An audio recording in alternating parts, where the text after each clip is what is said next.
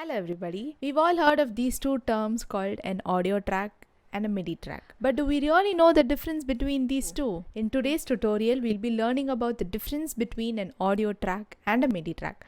So let's get started. Visually, when you look at an audio track and a MIDI track, there is a clear difference, right? An audio track is filled with waveforms.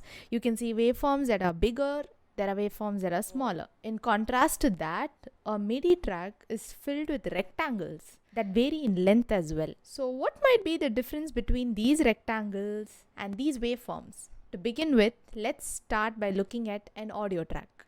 Audio tracks are nothing but a visual representation of the sound that we're listening to, okay? For example, let me give you an example. I have played a synth here. So let's listen to the track.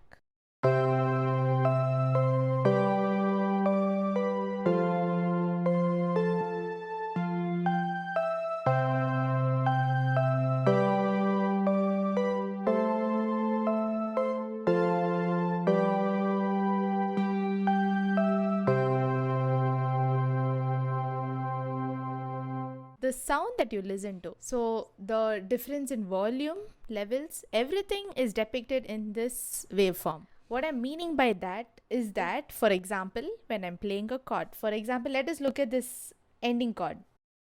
The chord that I'm playing there is C chord. So initially when I press the C chord, it's definitely loud, right? But if I sustain that chord, gradually that sound fades, correct? So that is depicted in this waveform. Initially when I played, the waveform seems to look higher because it is definitely louder. As I keep sustaining that chord, the waveform slowly decreases its size because the sound fades away. And towards the end, there are no waveforms because I finished playing the chord and I've removed my hand. So there's nothing to be recorded. So basically the sound that we play is just like that depicted. Audio tracks are already in the perfect form to be exported. It is done usually in these formats, .wav or .mp3, stuff like that, right? So all those formats have waveforms inside them. Since this is already in a waveform, it's easier to export. So that is definitely one advantage. Now let us discuss about the disadvantage that comes with it. Say for example, you want to change these two notes. Okay, so you feel like those two notes does not sit in this track and you want to change them. The only disadvantage in audio track is that manually we cannot change individual notes. Only two options that can be done in these cases are either to re-record the entire track or to punch in and punch out. Now let me explain what that means. I can delete this portion alone from the track. Yeah, and then I can delete that portion. So what I can do right now is make the instrumentalist play the track and record exactly when it comes to this place. Okay, so when I do that, the correct notes can be played and that can be filled in here. Okay, so that is called punch in and punch out. You just record in this particular portion alone. So there's no other option that can be done basically. That might be the only disadvantage with an audio track. Now let us look at a MIDI track. Now you all will definitely agree that these rectangles that you look at in a MIDI track are nothing but the individual notes that are being played. Correct? Just look at this.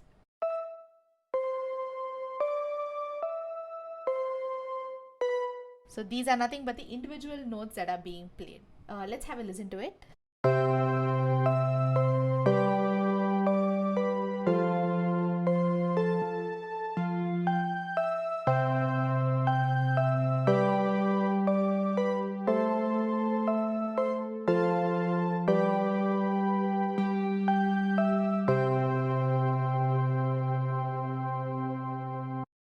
So basically a MIDI track gives us information about the data behind the sounds that we hear. The audio track is nothing but the actual sounds representation. The MIDI track gives us the information about the data behind those sounds. You might ask me how I can input all these data inside it. It can be done by two ways. One, by using an external MIDI controller like I have one right here. This is a MIDI keyboard. So when I play,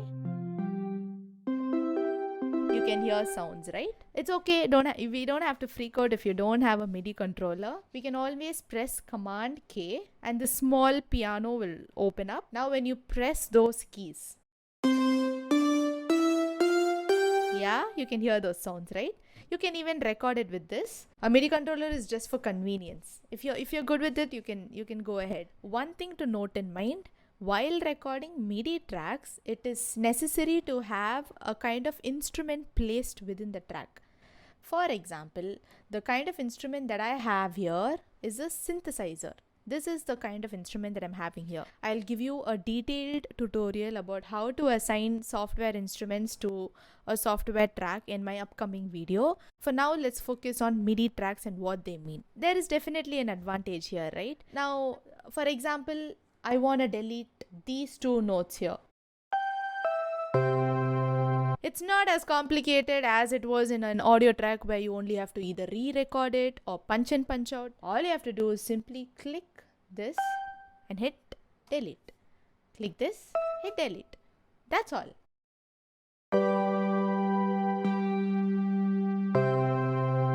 That's it. It's as simple as that. Or if you want to probably, replace this note with a higher C, all you have to do is just grab that note,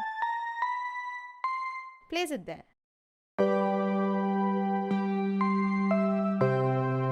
It's just as simple as that, alright? That is the biggest advantage of recording MIDI. You can easily edit out notes. If you don't want something, you can delete that. You can change notes. In fact, you can even alter its length.